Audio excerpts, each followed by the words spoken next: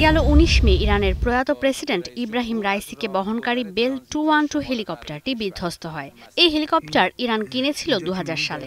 ৪০ বছর পুরনো যুক্তরাষ্ট্রের এই হেলিকপ্টার এখন আলোচনার তুঙ্গে। এই ঘটনায় চলছে তদন্ত। গরম গরম রুটি, সাথে সুজির হালুয়া, দুর্দান্ত জুটি। তবে জুটি জমাতে চাই তীর আটা ময়দার সুজি, কারণ তীর ছাড়া আমার চলেই না। বৃহস্পতিবার প্রথমবার তদন্ত প্রতিবেদন প্রকাশ করে ইরানের আর্মড ফোর্সের জেনারেল স্টাফ জানিয়েছেন, শুরু থেকেই হেলিকপ্টার পরিকল্পনা অনুযায়ী নিজের রুটেই চলছিল। ফ্লাইট রুটের পরিবর্তন হয়নি, কিন্তু বিধ্বস্ত হওয়ার কিছু সময় আগে প্রেসিডেন্টের বহরের বাকি ২ হেলিকপ্টারের সঙ্গে যোগাযোগ করার চেষ্টা করেছিলেন পাইলট। হেলিকপ্টারের ধ্বংসাবশেষে পাওয়া যায়নি বুলেটের অস্তিত্ব কিংবা হামলার কোনো আলামত। এমনকি ওয়াচ টাওয়ার আর ফ্লাইটের ক্রুর কথোপকথনও ছিল একদম স্বাভাবিক। বিধ্বস্তের সঙ্গে সঙ্গে হেলিকপ্টারটিতে আগুন ধরে যায়। এই ঘটনার পর সোমবার তদন্ত কমিটি গঠন করা হয়।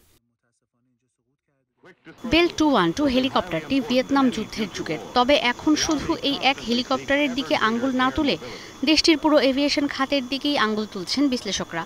ইসলামিক বিপ্লবের পর থেকে ইরানের আকাশপথে দুর্ঘটনায় প্রাণ হারিয়েছেন প্রায় ২০০০ ব্যক্তি।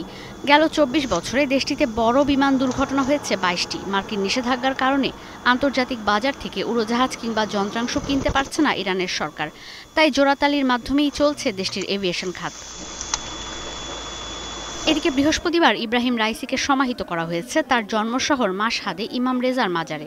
শেষ জানাজায় অংশ নেন লাখ লাখ মানুষ। এর আগেও আরও ৩ ধাপে তাবরিজ, কুওম আর তেহরানে জানাজা অনুষ্ঠিত হয় রাইসির। ঈশিতা ব্রহ্ম, এখন বিশ্ব।